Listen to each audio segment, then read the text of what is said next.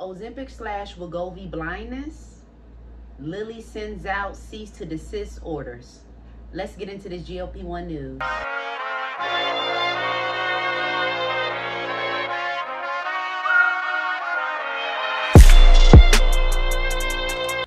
It's your girl, Jasmine Nicole, and welcome to Weight with Jazz, a safe space for the obese, the overweight, those who just want to lose weight, and myself to share our weight journey. Recap, I used to be 284 pounds 12 years ago. I lost 115 pounds and pretty much kept it off. Started to see a slight weight surplus. Weight was coming back on gradually, just in small increments. Chose to embrace the final 40-pound weight loss through GLP1 medications, branded Zepbound, and now currently on Tirzepatide compound. So this video today is about most recent GLP news. So what's on the GLP news roster today is Ozempic / Wegovy blindness, and Lilly sends out cease to desist orders to research peptide companies. So let's get right into the blindness. This one right here, it's concerning. I mean, to me, all the GLP1 news is concerning, but this one particularly as it relates to blindness. So Ozempic, which has the Wegovy medication for weight loss, have the active ingredient of semaglutide. Now, The Hill, which is the source I got this information from, reports there are studies that show an increased risk to develop a rare form of blindness. So this condition is, we're gonna get into phonics here, y'all, bear with me, but I like to tackle challenges. So the condition is non-arteritic anterior ischemic optic neuropathy, and the acronym is NAION. Now, this rare condition occurs when there is a loss of blood flow to the optic nerve that typically causes vision loss in one way.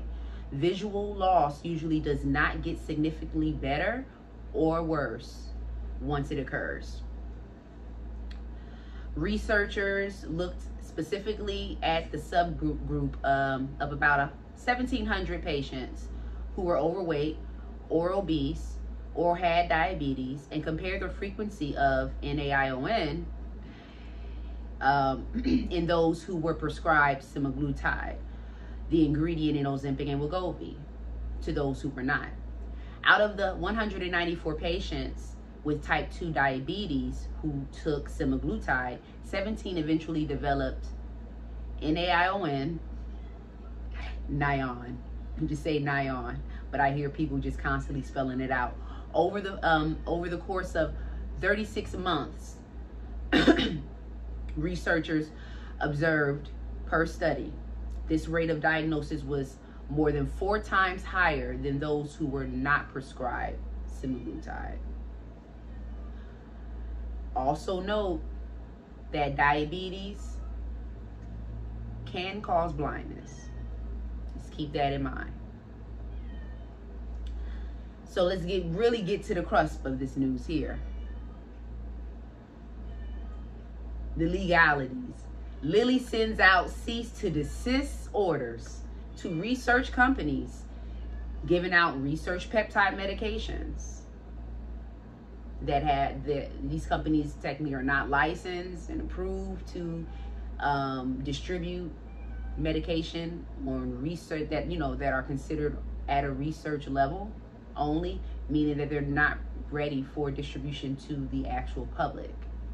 So I think a little bit of this was in the Lilly letter. It wasn't a cease to desist, just the Lilly letter addressing brands falsifying the Lilly brand. It kind of touched bases, I believe, on these companies who are giving out medication that's still on a research level. So let's get deeper. Those who may not know, a cease and a desist order is just pretty much legal enforceable order from a court, from an agency or a government entity to someone about stopping a particular activity. So one of the companies that received the cease and desist order for selling Tirzepatide is Precision Peptide.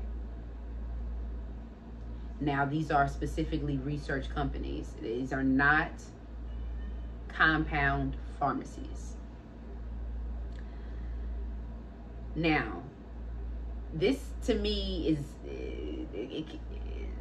is opening up a can of worms, and I'm wondering, you know, is at some point the compound pharmacies are going to be pulled into this.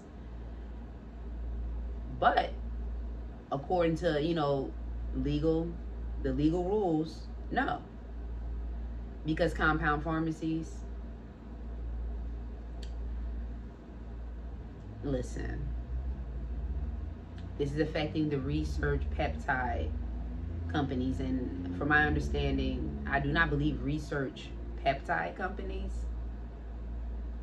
manufacture the peptides and distribute them to the compound pharmacies. I don't think the manufacturer source for compound pharmacies are these peptide companies.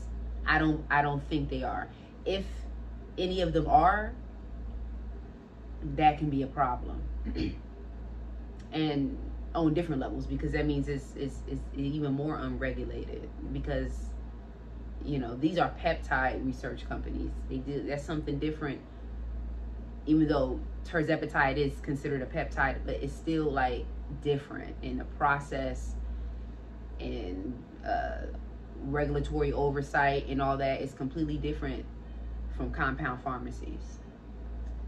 But I'm hoping, and I don't think that the compound pharmacies receive their peptides from the peptide research companies. I'm just saying what I'm thinking, and I'm hoping. Okay, I'm hoping not.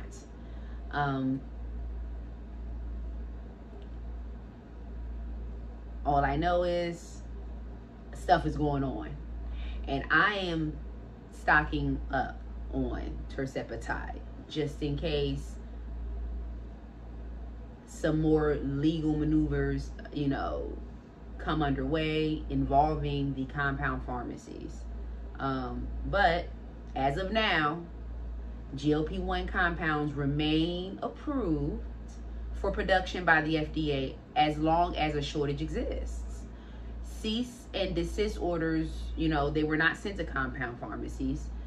And like I said, I do not believe this will occur because it is legal for compound pharmacies to produce and sell GLP1 compounds as long as the brand name is in shortage or otherwise indicated by the FDA. So the compound pharmacies should be fine. A cease and desist would be a waste of paperwork and legal effort.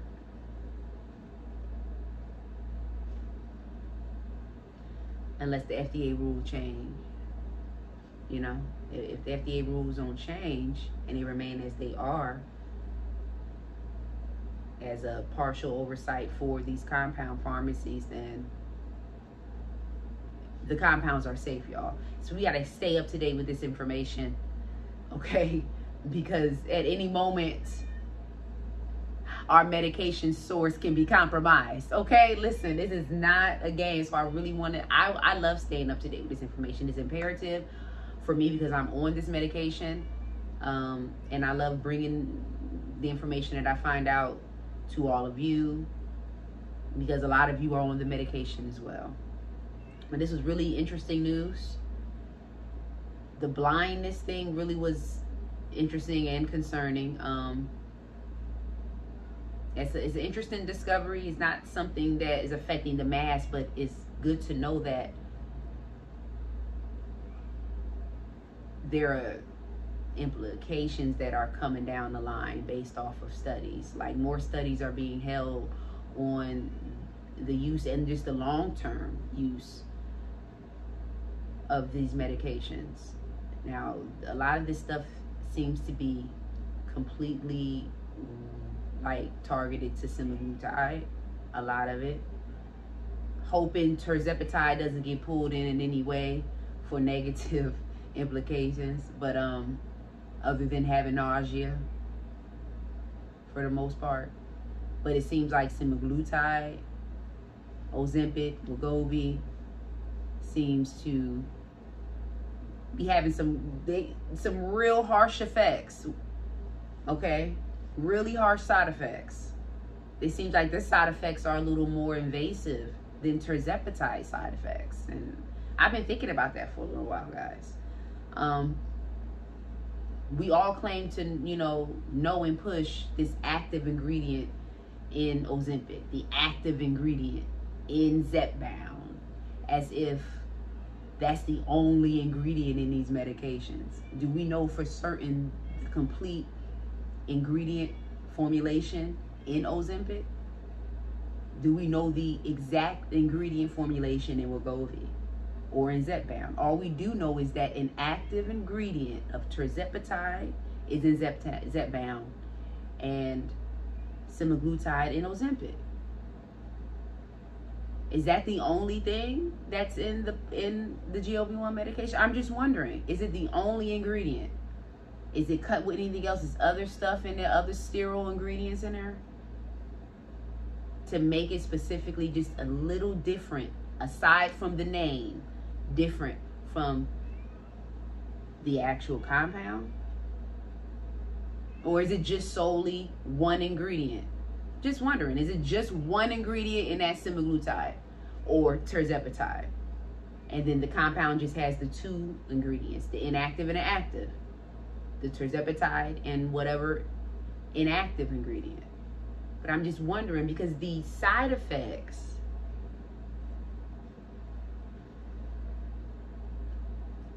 to me slightly differ between semaglutide and Tirzepatide.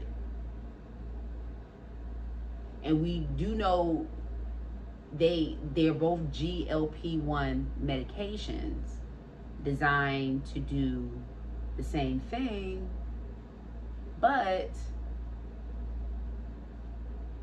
at times they definitely give different side effects, like different level of side effects. Like the situation of hospitalization of Oprah. We can't say that it's relative to Ozempic, but many can speculate that it is. And that is being masked by being some type of flu or 24-hour virus or whatever the case is that they're saying that it was. But had nothing to do with semaglutide. And if anyone pays attention, that there are a lot of harsh gastric side effects on the semaglutide side, more so than the Tirzepatide side. I mean, it's the nausea, is that on the Tirzepatide side.